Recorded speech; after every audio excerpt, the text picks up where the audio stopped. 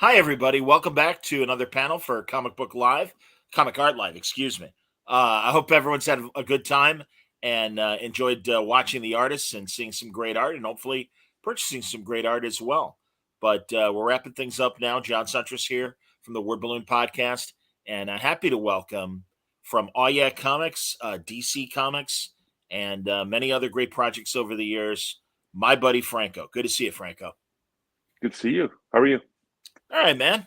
Absolutely. One of my closest friends in comics, and already we're getting nice hellos from various people, and I will pop these Oh up. yeah. Sure. Well, So, thanks for having me on. I appreciate it.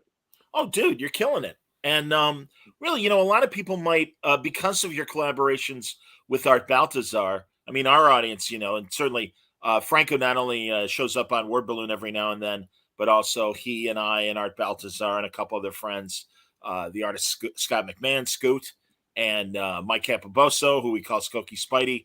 We get together, we do the Oh Yeah podcast on a semi-annual basis. Sometimes it's months between episodes. Yeah, it's always dependent on everybody's schedule. Absolutely. But in also, and I'm so glad that along with your writing, you've gotten a lot of art opportunities as well. And Yeah. it's been a pleasure to see people really respond. And that's one of the great things that I really want you to show some of the art things that you are selling today, because there's your interior and cover work, but also I love the pieces that you sell at conventions and online through Big Cartel. In fact, I'll even Oh, throw up thanks. the website here. This is where you can buy Franco's art. But really, why don't we start and look at some of your pieces? Because truly, I think the creativity that you bring to your pieces really shows, I think, a style that would grace anybody's wall. And I mean, hey, we all love a nice original cover and a nice page, but really, you kind of go beyond with some of your color choices and the way you draw your characters in these big pieces. Uh, So, yeah, I'm very art ADHD, if I could, because I'm an art instructor and I'm a fan of artwork, so I bring a lot of different styles and things to the artwork that I do. And I love pop art. I love big, bright, bold colors. So I do a whole bunch of different stuff. This is one I did recently, and it actually went pretty well. Where I had um, a Becky Lynch piece that I did because I'm a big wrestling fan. So I did this piece recently and put it up, and Becky Lynch loved it. And she kind of liked it and wrote back to me about it and stuff like that. So it's just a lot of fun.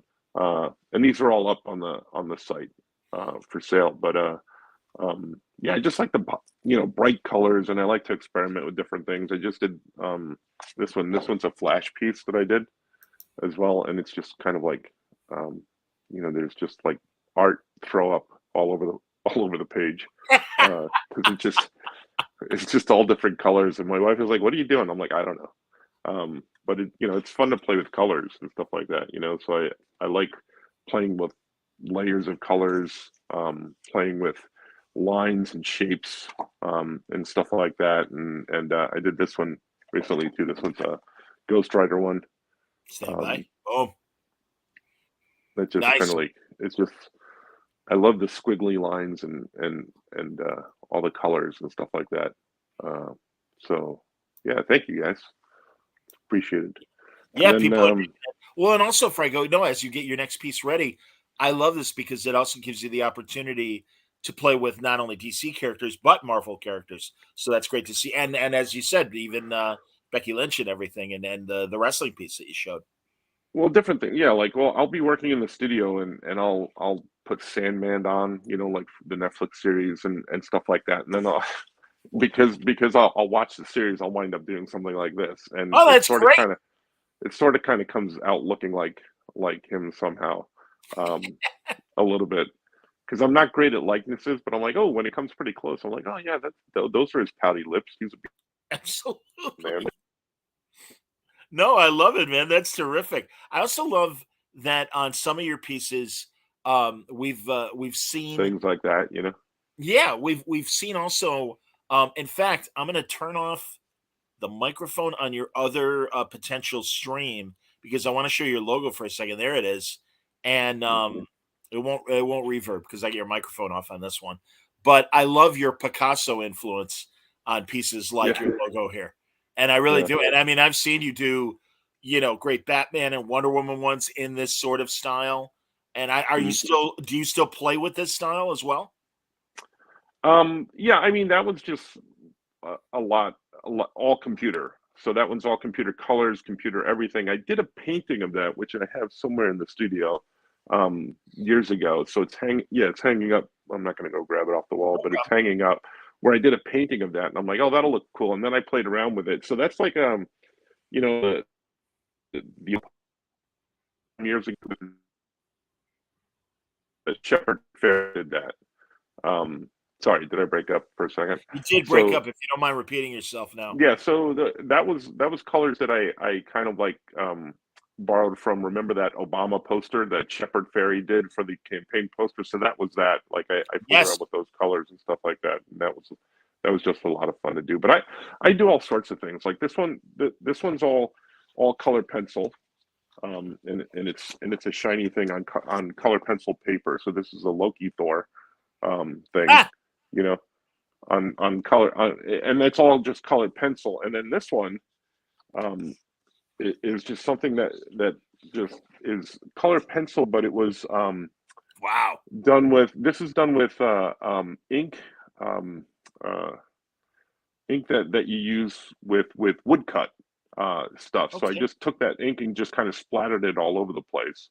Um, uh, after I did the colored pencil, so I'm like, oh, I ruined this piece. So it's awesome to just kind of play around with stuff like that, and then just marker and color pencil ones because I like Ooh, the ooh, pop nice. art colors, you know, Yeah. the pop art colors, and then like I said, I'm always experimenting with stuff. So this is um a DC creeper, but this one's all in watercolor and it's on watercolor paper. Wow. So I just like the different effects that you get with different things, and like I said, just really ADHD in terms of material as well, because I get bored doing the same thing over and over again, and this really does help me kind of do my creative outlet because with my day job, which it doesn't afford me the opportunity to do a lot of interiors for books. So that's why I don't take a lot of jobs doing interiors, because it's just a big time commitment, and with my day job, I can't commit to it. But that'll change soon, possibly. Well, everything we've seen so far, everybody, you can buy from Franco at blindwolfstudios.bigcartel.com. And yeah, for those that are listening to the audio, you got to watch on YouTube, either on the Comic Art Live page or on the Word Balloon page, and you can appreciate some of these images. Of course, too, if you follow Franco on Facebook, he always posts what he's working on and stuff. And yeah, that's great. And also, it is great because you're an art, as you say, you're a high school art instructor, Mhm. and so it does afford you time to work on these big pieces while you're helping the students with their stuff. Well, yeah, sometimes it's cheating a little bit because sometimes I'll demonstrate like a watercolor and say, okay, this is how we do watercolor, but it's a piece that then I'll wind up selling and stuff like that. So it is, my artwork. It's something I do as a demo. So All right, I do a lot of writing, and I work on okay. a lot of different projects and stuff like that. And sometimes I just need to not write and just do artwork and stuff like that, and just kind of get into that kind of mode. Well, and also I think, like I said, a lot of the collaborations you do with art might do the storytelling, but also puzzle pages and things like that. You would get to do those things, right? Yeah, when we did Tiny Titans, I did designed a lot of the games and stuff like that. But I would do pinups here and there, and I did some interior pages on one of the Titans books. But Art and I just recently wrote a book together that hasn't been announced yet for DC. That he did some of the interior pages as well, but I did the majority of pages. So it's going to be a graphic novel. It's about 120 something pages, and I did Wow. about 80 of the pages, but only because of COVID. I was home and it afforded me the opportunity, and I kind of jumped on it, and it took me a while to do the pages, but like I said, I usually don't take jobs like that, but this one just kind of happened to work out. But and that one I think is going to be released either late 23 or early 24, but they haven't announced what it is yet. Okay, and I'm about to show everybody another recent project of yours, and that is with many artists. For DC, you did this great Dead Man Tells the Spooky Tales anthology, and that's Sarah Richard, the artist who did the front cover and then that centerpiece on the back cover. Uh, Right. She's the dead man artist on the book, so she did all the, he's kind of like the crypt keeper. He introduces all the stories. So she did all the interstitial stories with Dead Man, and then there were 13 artists altogether, including myself. I did 2 pages, 2 pages in the book as well, in a completely different style that I've never done before. So again, I've been very lucky that they've afforded me the opportunity to, do stuff like this, and I throw them crazy ideas, and they keep saying yes, and I'm like, really? They did that? So it's been fun, doing all these different things. you've got a couple collaborations with Sarah in particular, Sarah Richard, and I know one is already available, but also the other one that's upcoming in early 2023. No, the Dead Man is the one that we were waiting for that came out. That just came out, the Dead Man book. We did another book prior to that called The Ghostly Owl, That's what I was which thinking of. The older, yeah, yeah. yeah, And then that don't came you out have a another? couple of years ago. Yeah, Yeah, that and was don't you have another nominated one? for a Ringo, and we're working on something, but that we'll see how that pans out. Oh, okay. I thought perhaps that you had another one that was already coming out in early 2023 or whatever. But No, that's the one with Art that I worked on with Art Baltazar. mm, Yeah. okay, okay, Oh very no, no, cool. early 23. I'm sorry, I'm getting all confused. The one in 23 is called Faye in the Moon, and Right, Fade in the Moon. That's what I thought. I didn't want that's to. not with Sarah Richard. Yeah, yeah, no, Oh, that's not with Sarah excuse me. Richard. No, yeah, that's with Catherine and Sarah Satran. They're Ah, twin sisters. One is Catherine, one is Sarah. So I can see where that confusion comes from. But they are animators that have never done a sequential story before. So again, going to as many conventions as I do to meet.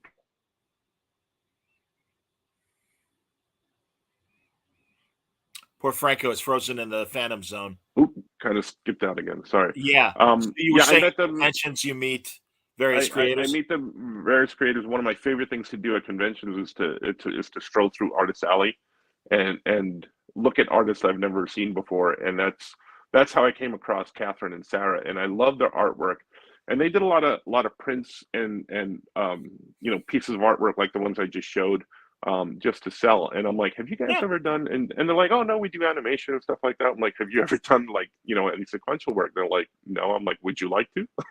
And that's yeah. how kind of we hooked up, and then we were lucky enough to get a publishing deal with the book, and that comes out in February of 23.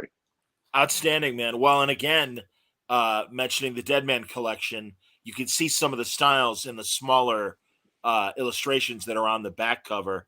But we're talking about guys like Scott McMahon and Andy Price, good friends that again, we're able to do some really neat stories, and they're fun. They're all ages, and they certainly have the horror aesthetic, but I think they're the right level of horror for a parent to read to their young kid and everything, and have fun looking at all the images and stuff. And so Right. it won't keep them up at night, but will It might, it'll maybe. definitely. Well, yeah, Yeah. I guess I don't know. I mean, again, But yeah, my whole pitch was, like, scary stories to tell in the dark. That was a famous book from way back when, and it's kind of like I went to them and I said, DC doesn't really have any horror stuff or any goosebumps type of stuff. So right? that's kind of what I was aiming for, and they loved the idea. That's So great, man. Well, and too, we were lucky because we were reading as kids those great books, like and now shame on me, like House of Mystery and mhm. House of Secrets. Yeah. There were a lot of so many great DC books from the 70s and early 80s. Abel and Cain as your Mhm. narrators, and Joe Orlando, the great EC creator himself, was running that line for a while and everything, and it was a very Yeah. important DC editor. Yeah, and they've kind of gotten away from that, really. I mean, they had some elements to it recently, but when they launched the kids line, they didn't have anything like that. With these graphic novels, and that was my pitch going in. Actually, I pitched this and the project that Art and I worked on that's coming out in 23 or 24 together. And they came back and they said, well, we have a problem. And I'm like, oh, they're not going to do either project, and they said, well, no, the project, the Dead Man project you pitch isn't long enough, so it's got to be longer, because they wanted 13 stories and I had like 10, and they're like, we need to make it 13. And I'm like, oh, that's a good problem. And then they said the other problem is that you've pitched both of these at once, and it's only going to be one at a time, because I got to it's only going to be one at a time, you know. Okay. They Yeah, well, I'm sorry. And it's funny, Art was recently on Word Balloon, and I know that sometimes, hey, publishers have their own scheduling.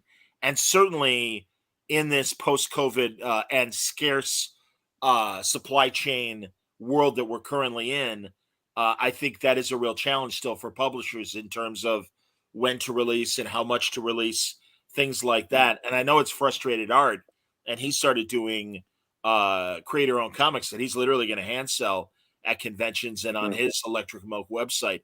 Are you are you patient in terms of what your various deals with various publishers and their schedules and stuff, or are you thinking along the same lines as well? Yeah, well, I've kind of had to be, just because of my daytime schedule, but I have been talking to Art, and we are doing more All Yeah Comics stuff. So that's mostly artwork from both of us. So I'm working on that. It's just a matter of scheduling for me. He does this like full time, and I kind of only do it half time. So I'm fine with the scheduling, but that'll change soon enough. So, We mentioned All Yeah Comics. I'm going to zoom in because you can see behind Franco to the left of our screen. There's Action Cat. To the right, it's Adventure Bug, and mhm, okay, they're the main dynamic duo, if you will, from All Yeah Comics. mhm, And it's all animal and insect heroes and villains. mhm. And you guys had a great Okay. 12-issue run originally. Yeah, there you Yeah, go. we're up to issue 14, I'm gonna 15 right now. let me take So down the banner too, so we get it. There we yeah, go. yeah. So yeah, that's great, man. And of course, too, oh yeah, comics. Not only your comic books, but you guys are involved with several great comic stores that have three Mhm. locations in the country. One Oops. in Harrison, New York, one in Skokie, Illinois, and we have our partner Christy Blanche, who has Aya Comics in Muncie, Indiana. Mhm. Yeah, that's great. And these stores really do cater to the young. I mean, you guys do, the mainstream DC and Marvel stuff and Image and all Mhm. the publishers, a great comic book store in general. But you guys do lean towards kids events and kid Mhm. comics as well. And I know, I mean, again, Skokie, Illinois is suburban Chicago, and I've certainly been to the store enough that Skokie loves you guys, and you guys were given Yeah, the key to the city, and yeah. really, at a time where literacy is certainly a concern, here are great kid comics and a great store that promotes them. Yeah, I mean, in Skokie they do, and here in New York, actually, we did the Halloween walk where we give away comics when kids come in for Halloween. But in Skokie, we just had Jeremy Hahn, who just signed. He has a book called The Approach that just came out, and literally just yesterday we had Jerry Ordway in New York Hey, signing, and the creators, the current creative team on the Wildcats book for DC was wonderful. today. So was Um, that both? Was it Matthew Rosenberg and the artist? Yes, I believe so. Yeah. Oh, Hmm. that's great. Yeah. Oh, And and I try to go to all the events, but I just had so many things pop up this weekend that I couldn't make it down to either one of those. But like it's so cool because we've we garner this community where it winds up just stopping in to say hi. I'm gonna make you repeat yourself, Franco, because you Oh, were frozen again.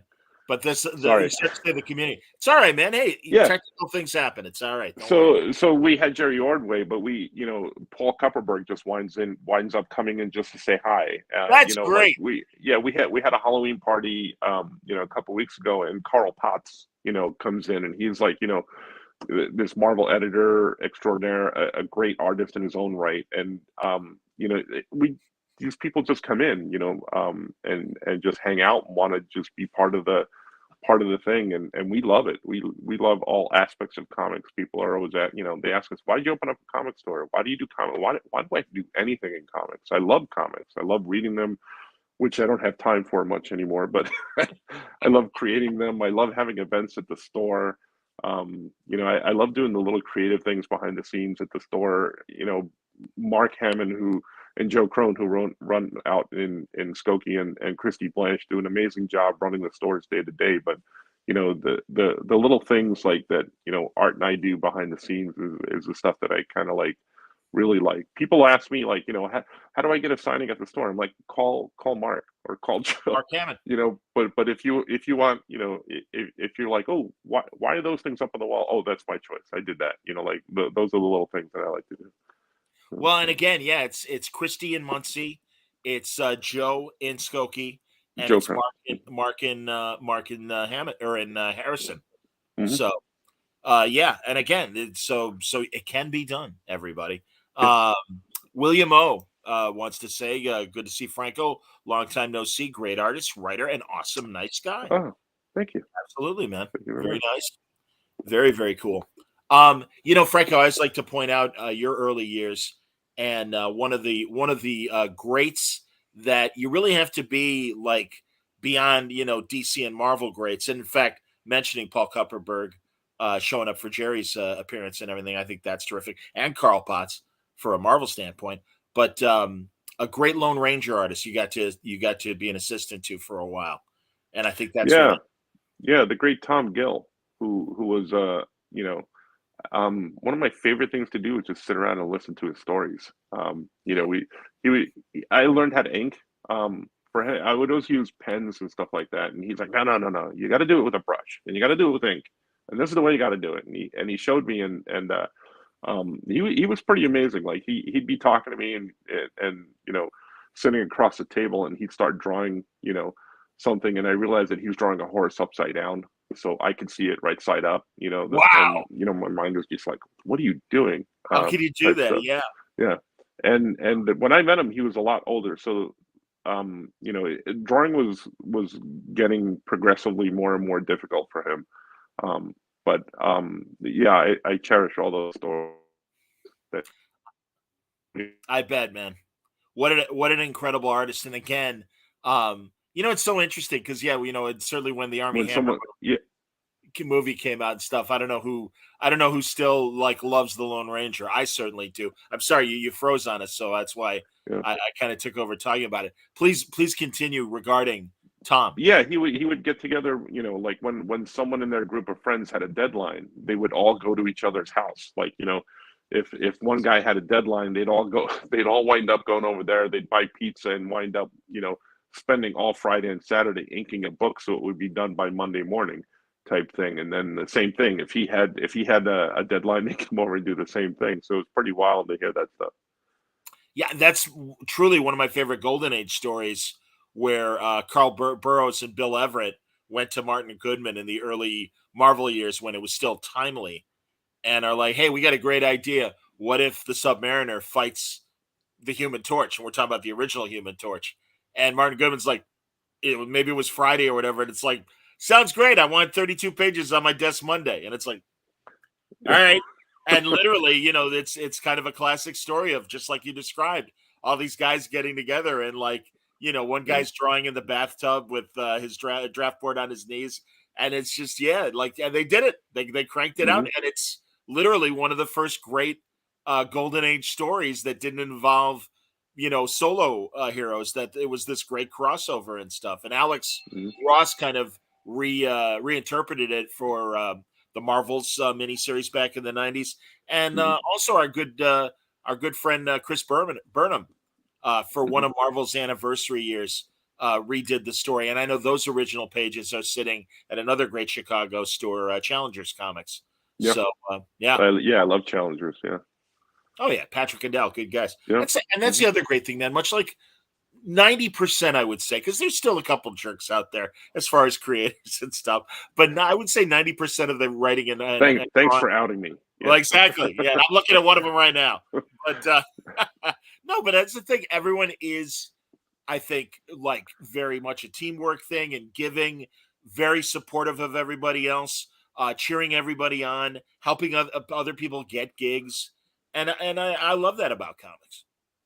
Yeah, I mean, even within the retail, we talk That's what I about was going to say. Patrick and Yeah, Val. Yeah, yeah. like they're one of the first people we told because they're a Chicago store and they're an amazing Chicago store. And when we were thinking of opening up All Yeah Comics, they're one of the first people that we told about All Yeah Comics, and they were so supportive. So I can't say enough good things about those guys. They carry our books. They have for a long time, but they were also very supportive of the retail efforts that we wanted to do. And also a great thing if you run out of a certain book, you can call one of the neighboring stores and be Right? like, Yeah. hey, I'm out of Savage Dragon 12. Do you got it? Oh yeah, I got a Hmm. couple. We give you a couple, sure. Yep. Whatever. Mhm. I like it. Like it a lot. Yeah, man. Oh God, I certainly hope they announced this in New York, and I know that maybe there's some still approvals that need to be made. But Frank Miller Presents not only is doing these great Frank Miller creations, but also because of Dan DiDio's love for Svengoolie, that they're going to do a Svengoolie anthology, and I know they're going to be looking at what you and Art Baltazar provide as far as potential art designs for that stuff. Yeah, there's some talks going on about what we're going to be doing and stuff. So nothing's finalized yet, but I have to because I love Svengoolie. I think it's a really cool show, and I try and watch it every week. And Dan asked us to be on the panel with him and pitch him some stories, so that was fun. And they told us it's going to be on the air at some point, so hopefully we'll be able to see that. But yeah, I look forward to it. I love comics and I love wrestling and I love painting and I love watching all this geek stuff and getting to do something like Svengoolie is just like it's so cool. Who wouldn't jump at a chance like that? I understand. I also want to point out another big highlight in your career that I think sometimes might fly under the radar. You might have to search through old issue boxes to find the single issues because I don't know if it was ever traded, but you and Art were drawing, and Mike, or I should say, writing, and Mike Norton was drawing Billy Batson and the Power of Shazam, And the magic and of Shazam, yeah. pardon me, the Hmm. magic of Shazam. Shazam, I Shazam, know. yeah. Yeah, I'm no Gomer Pyle. I can't say it right. But in particular, and it's funny coming off of the release of Black Adam, it's one of my favorite Black Adam stories where Captain Marvel Jr., Freddie Freeman, gets seduced by the Black Adam power. And Yeah. Mike drew that incredible cover of Freddie in a Black Adam suit and stuff. Hmm. But no, I always want to point out that there's a lot, including Jerry Ordway himself and the great C.C. Beck and Denny O'Neil and all the greats at DC that have played with the Marvel family. I really enjoyed your guys' run. How many issues did you do of Shazam? We took over Shazam with issue number 5 or 6 because Mike Kunkel did the first 4 issues, I believe. And it was supposed to be kind of like a sequel to the Jeff Smith, the Monster Society book that he did. So we were tasked with doing um, the stories that come next, and we were really just given free reign. And that was one of the things that we talked about. And again, people ask Art and me when we write books, like, "Oh, who came up with that idea? Or who came up?" I don't know, because it's just in the process of shooting stuff back and forth that I can't remember which one of us first pitched to the other, the idea of having Freddy turn into Black Adam Jr. before he turns into Captain Marvel Jr. And he's seduced by Black Adam. And that actually on this side right here is a cover by Mike. Mike Norton. Yeah, and I own the original. Yeah, I Here, own the original. I'm gonna drop the I'll drop the Comic Cart Live logo for a second. Here we go. I can move it there too a little bit. There. All right. Hey, you know, and again, Franco's frozen, but once his camera realigns, we'll take a look at that in a second. Geez, there you go. You're back. There you go. Excellent. Sorry. Not at all. That's you know, it's funny actually in the comments, someone just asked if Marcus just asked if maybe the inspiration was the Kid Miracle Man moment in in Miracle Man, you know, the Alan Moore Miracle Man story. I don't know if that was on your guys' mind or not. Is he frozen again? He's frozen again. Let's all pause and play statue for a minute. There we go. No, you're back now. Yeah, I missed a whole bunch of that. I froze again. It wasn't. I didn't. Yeah. Was it? It wasn't in your thought. Oh, poor Franco. No, it wasn't Miracle Man. So it was just something that just kind of evolved out of the story, and we had Freddy just really, disillusioned with Captain Marvel. And because he was still called Captain Marvel when we were doing the book. So then he was seduced by the power of Black Adam first. So that's cool. Yeah, honestly, I understand why they've decided instead to call Captain Marvel Shazam. And also obviously, hey, the trademark was sitting idle and nobody was doing any Shazam Captain Marvel books. And then Marvel created the Kree Warrior that became Captain Marvel. And then they had the opportunity to trademark that as a cover and everything. So when it came back in the 70s, the original Marvel family, they called it Shazam. They still called him Captain Marvel for, a good 25, almost 30 years. And then finally, I don't know if it was Jeff Johns or who at DC is like, let's just call him Shazam. I get it. Yeah. But I also, it's like, I don't know, man. He's still Captain Marvel to me. Yeah, I'm old school, and he is to me too. So yeah, calling him Shazam is like, I don't know, it doesn't work for me. But I can see why they did it. Sure, absolutely. I got to be honest. I loved Black Adam. I thought it was a very good movie, one of the better DC films, and I liked the first Shazam movie for the most part. I hope the second movie's good. I don't know. It didn't wow me the way the first one did. I mean, and I really love Zachary Levi. Yeah. Thank you. As Captain Marvel, I think he's great. But I don't know. Yeah, I had the pleasure of meeting him and told him that I was really looking forward to the movie because it was before it came out, and when I saw him, the first thing I told him, I said, "Man, you're jacked," and he goes, "Thanks, you're very tall." So he was very kind. He didn't call me like a big Joey. Yeah. Yeah, I'm with you. Oh, William, of course, loves the 70s Shazam show. Dude, I got to pull the trigger. Our buddy Mitch Halleck gave me Michael Gray's email, the original Billy Batson. And he and John Davey, the second TV Captain Marvel, still do conventions together and separately as well. And especially Michael being such a teen idol as he was. And I remember as a little kid, he'd be on Tiger Beat and Sweet 16 magazine covers. Yeah, he had that long, flowy Farrah Fawcett type hair. Yeah. Yes, he did. It was, exactly. If Farrah was a man, they would share the same hair. Very feathered.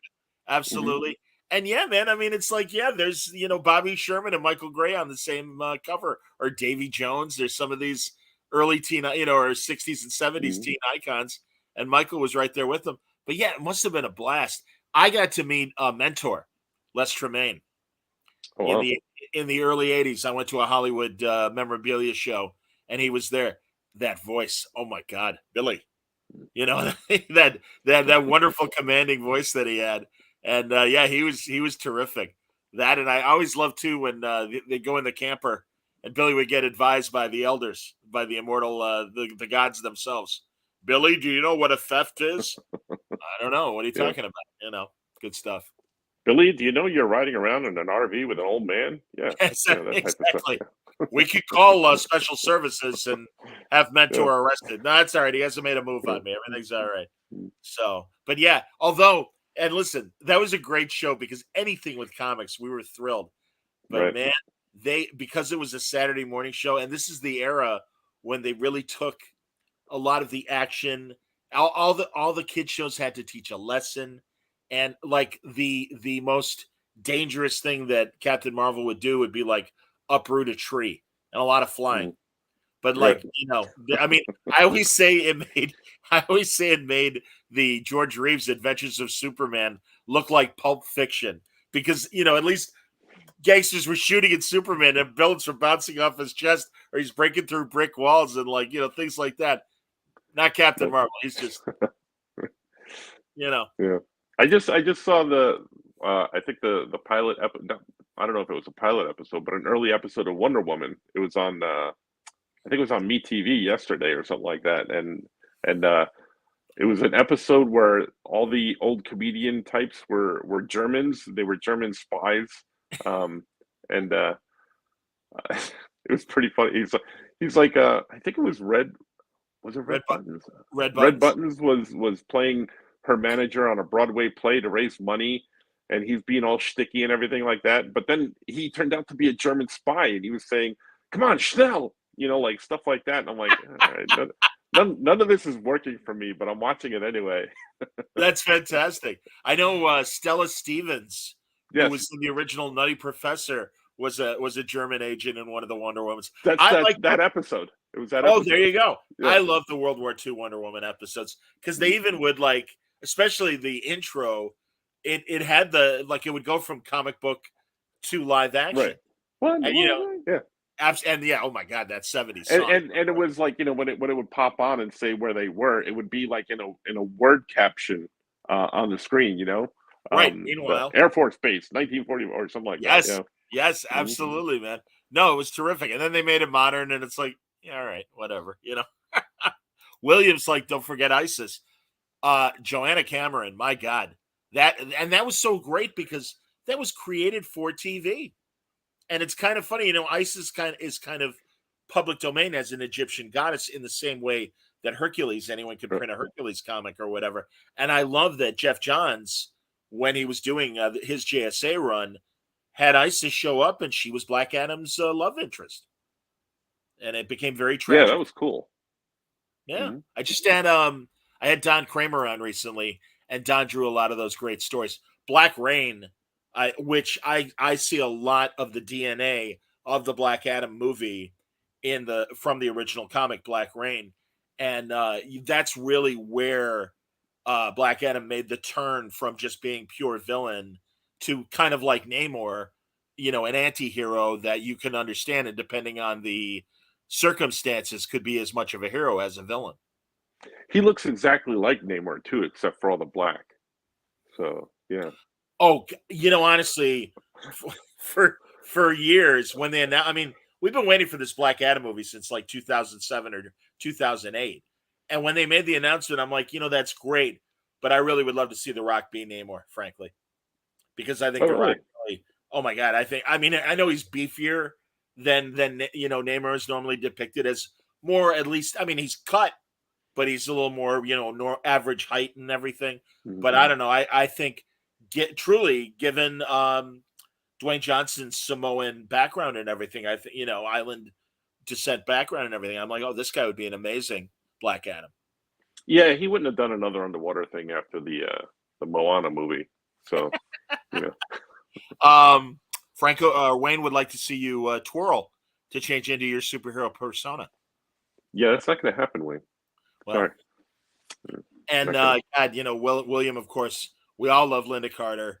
My God, that woman is immortal. She must be immortal because she really does look like she could probably still put the tights on impress A all of couple of us. years ago, yeah, a couple of years ago, I got to meet her, and I'm like staring at this woman in amazement. I'm like, this is how many years after this TV show has went off the air, and I'm looking at this woman, and she's amazing, and she couldn't have been kinder. And it all happened by Forrest Gump happenstance. I fell ass backwards into that situation, wound up watching her perform songs and everything with her band, and then got to sit with her for a good half hour afterwards, just chatting, Wow. and then got an autograph, and it was just so cool.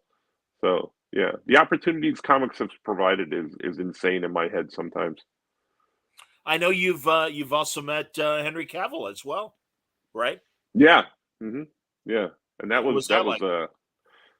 that I, it was such a strange situation. Art and I were invited to this DC function, and we we were asked to walk on the red carpet, at this function. I'm like, what? Why? I'm like, you know who we are, right? And she's like, oh yeah, yeah. And we want you to walk across the. He'll unfreeze in a second, everybody. Don't worry. We'll pick up with Franco and Art on the red carpet at a Wanting DC. to make, yeah. So it's come to my attention, sorry, that they asked us to walk across this red carpet, and I realized later that they just needed to fill time, I guess, because they were waiting Ah! for Henry Cavill. So we were about to walk across the red carpet. Yeah, they were about to walk across the red carpet, and we're like, oh, hold on, we have someone else going first, and they pulled us back, and I literally turned around and ran into Henry Cavill. Like I literally bumped into him, and the first thing I said, because I realized who it was, the first thing that came out of my mouth was like, "You're gorgeous," and he looked at me and he said, "Thank you." And then they moved me to the side so that he could walk across the red carpet. And then they come to us later and they said, we don't have any time for any more Ah! red carpets, so we never got to walk across the red carpet. But we did go to the party afterwards, the event afterwards, and then I got to talk to him and everything, and he was very gracious and very cool. That's fantastic. Was that the same party where they had a copy of Action Comics #1? Yes. Yeah, that they had this one section where they had these security guards standing outside of this other section. The other security guards were with Henry Cavill, and then the other set of security guards were with Action Comics #1. And we got to go up and look at it. And as we're walking up, Art said, "Oh my God."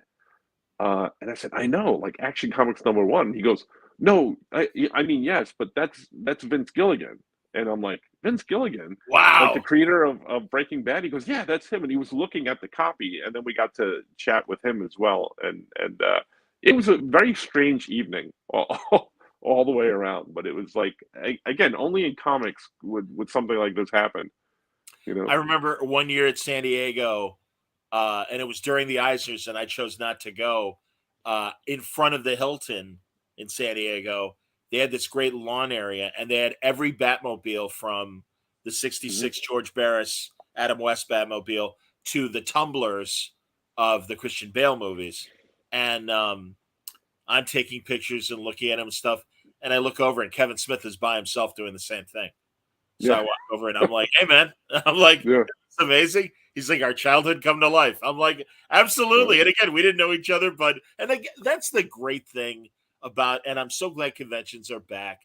You can have those kind of like shared moments where complete stranger, and it's like, "Isn't this great?" And it's like, "Yes, it is." I remember a girl who was like maybe 18 or 19 and literally was trembling with excitement before a panel. And I'm like, "These are great, aren't they?" She's like, she's like, "I'm beside myself excited." I go, "It only gets better." I go, "Is this your first con?" She's like, "Yeah." I'm like, "You're going to love this." I goes, "Just keep coming because these things are incredible." And yeah, that's the great thing. So even in a mundane convention moment, but the private parties, I can't imagine, like you said, the Forrest Gump moments you've been able to have. Yeah, but even just like in general, like I was at Terrificon this past summer, and Kevin Conroy was there, and sadly he just passed away, which is heartbreaking. But I he was kind of sequestered. I was busy, and I saw him walking back and forth. As I walked back and forth, or he walked back and forth. I saw him for a couple of seconds, but then I happened to meet Tim Daly and was talking to Tim Daly, and Kevin Conroy was there, and I got to tell him how much I enjoyed Batman and everything, and I'm so happy that I did, and I got to meet him. And unfortunately, I don't have a picture with him of that, but again, these moments where I'm like, Batman the Animated Series was like everything. It was like one, it was such a good series and just so much good storytelling and artwork. And then you get the chance to actually talk to Kevin Conroy, and I had dinner with Bruce Timm at one point years ago, and it's just it's weird. It's like you watch this stuff on TV, you grow to idolize this stuff and idolize the people that do it, and then you get to meet them, and it's just a totally bizarre, way to live, but it's so freaking cool. When at that Terrificon show, I'm good friends with Susan Eisenberg, animated Wonder Woman, and we've become only closer in these years. And in fact, I just redropped the audio of the Justice League table read that she organized. It was the entire Justice League cast, including Carl Lumley, who did next to no conventions, and Clancy Brown playing Lex Luthor, directed by Andrea Romano live. And we just did this amazing table read this summer at Terrificon. I had a chance to we all had coffee together, Kevin, Susan, and myself. And Susan's always incredibly gracious, and she's like, "Kevin, you've met John before. He did the table read we did a couple of years ago." "Oh, yes." And I'm like, "Kevin, I don't expect you to remember. It's okay." I'm like, you meet thousands of us every year, Right. all the time. But again, so gracious and great. God, you know what he's great in? That's completely comic book non-related. The Ken Burns Roosevelt miniseries that went from Teddy Roosevelt to the end of Eleanor's life, and Wow. like 80 years of or even more of their timeline. And Kevin was one of the voice actors on that. Oh And wow, just I didn't amazing. realize that. Yeah, he does. He didn't do any of the frontline, Franklin or Teddy, but he did a lot of the supporting characters and stuff. No, and also he had an amazing soap opera career. But like you said, man, I mean, he's our Batman and was for 30 Yeah. years. And I even asked him too, because for a while it seemed like DC Animation, like, well, this is the final time that Mark and Kevin will play the Joker and Batman, Mark Hamill. And Kevin's like, I'm happy to play him as long as they give me the gig. He goes, Yeah. I don't understand why they keep saying that. He goes, I'm ready to keep going. But Yeah. yeah, what a sweetheart, and truly, I mean, we're all still feeling it. Yeah, This reeling from it. Yeah. tragic loss, man. Him and Kevin, and also Carlos Pacheco earlier Yeah. this week, and I Kevin O'Neill. never had the pleasure of meeting either one of those guys, but I'm a fan. I'm a comic book Yeah, fan. Yeah, and it's heartbreaking when that happened. This year's been really bad, unfortunately. Neil. In Yeah. fact, Neil Adams passing, you guys acknowledge in the Dead Man book, and I'm Mhm. so glad you did. Yeah, and you wrote a really nice, heartfelt tribute to Neil, and I know you've had your share of Neil encounters Mhm. at conventions, and I had him on the show several times, and I mean, yeah, the guy's an icon. You know, what are you gonna do? Sad stuff, man. But Yeah. happy stuff in terms of Yeah. I don't know what again, it's near the end of the year. Are you done with conventions for this year? I am for this year. I'm starting to get my schedule together for next year. I might be doing some overseas stuff. I might be doing some cross country stuff, especially with doing promotion for my creator-owned book, Faye and the Moon. So, Fan the Moon. yeah, I'll be at a couple of different places, all depending on how schedule unfolds. Well, I'll tell you, Francis, before we say goodbye, I want to again point out that people can order some great images that you've got, and if you don't mind showing them again before we wrap up, in case some, because I think Sure. that's Yeah, I have where. some paintings too that I can Oh, show please actually. do, please So do. because that's my other thing is I sling paint. There's like paint all over the floor here, but I did Oh, stand by. this Wow, is Swamp my Thing. Swamp Thing. my Swamp Thing Beautiful. painting. Outstanding. And Are those then acrylics? What yeah, type? these are acrylics. And then so I'll do stuff like this, but then I like pop art too. So I'll do like Harley Yes. and Poison Ivy pop art type stuff. I like traditional. I like to throw paint. So I like stuff like this. Great. Spider-Man, and then things like Black Panther. Black Panther, This one's real. fantastic. Yeah, you can see all the ridges and grooves when the light hits it because I throw Yeah. paint on here. You know, and then here's my Happy Thor. Um, you know, my Happy Thor and my Lonely Storm. You know, so I just I just do all sorts of, and I have stuff that's half done. Like I had 3 or 4 different paintings, like in this various stages of paint all over the place. Because like when I'm walking by, I'm like, oh, or if we're supposed to go somewhere and I'm waiting for my wife or something, I'm like, I'll just throw on some paint while she's taking a shower or something like that. Just and I have artwork just everywhere. Like there's it's filler in between stuff. Like here's a Guardians of the Galaxy cover that I'm still penciling and inking. Right. That's just kind of here, Okay. just everywhere. So That's great, man. Well, and honestly, I love that Harley and Ivy piece because that's a great like nerd hipster could put that in their place, and people just appreciate it from the colors. And then if they're in on what we love, it's like, wait a minute, I know yeah, what that is. And that's what I love about there's like a lot of great subtle nerd T-shirts that aren't overtly, hey, it's Spider-Man or whatever. And like I've got one that has the Water Buffalo Flintstone helmet on it, and it has like a right, union, like Water Buffalo local, whatever. yeah, And it's like, I know what that is. yeah. Or you wear, I can't remember what Peter Parker's college was, his fictitious college.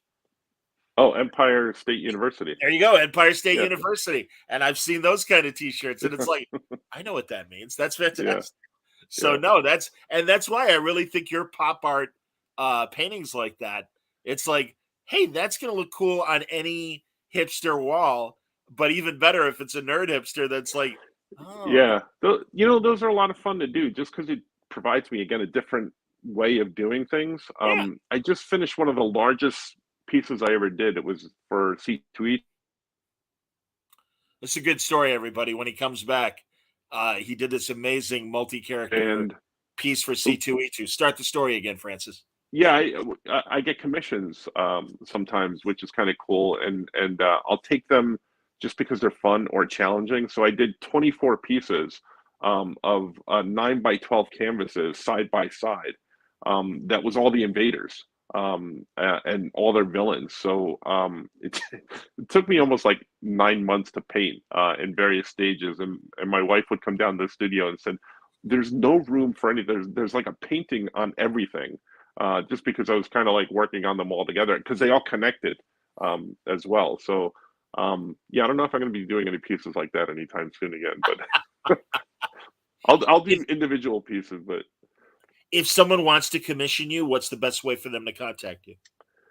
blindwolfstudios.com or through blindwolf studiosbigcartel.com, you can message me. I am currently all filled up through the end of the year and into next year. So if you don't mind waiting for about 6 months or so, that can happen. But yeah, the wait right now is about 6 months. Well, the good news is, again, everybody, if you joined us mid conversation, rewind to the beginning because all the images that Franco showed, I'm assuming, are still for sale at Yeah, blindwolfstudios.bigcartel.com. all the paintings and all the drawings I showed, I think they're all up there on Big Cartel. If they're not, you can message me and we can work something out. But I believe they're all up on Big Cartel. That sounds great, man. And of course, now available at your local comic store or online, you could pick up Dead Man Tells the Spooky Tales, a great anthology from DC that Franco wrote. He did a couple pages in it, but 13 other artists joining Franco in these amazing stories, and very much worth your time. And then coming in February, it's Faye and the Moon. Yes, thank you. Like, Yeah, go buy it. absolutely. Pre-order them now. Indeed. Francis, as always, I love talking to you, and I'm sure we'll do another comic conversation very soon. Let's see. Final comment. There you go. As Wayne says, a commission from Franco is worth the wait. I Oh, can thanks, attest Frank. to that myself. And yeah, man, thanks for hanging today. This was a great Yeah, man. conversation. Thank you, sir. Appreciate it Absolutely. always. And everybody, I really hope you enjoyed everything that was presented by Comic Art Live. I know that we'll be back in May with another great program, but I do believe there's a recap coming with Bill Cox at the top of the hour. So don't go that far away. Jump in on that room and see what Bill has to say as they wrap things up. So many great artists and so many great writers represented today. Dennis Cowan, Paulo Rivera, Jim Shooter yesterday. So many great things. So it was great to be part of it today. I know Franco feels the same way. So Thank you everybody, for having me. and thank you everybody for watching.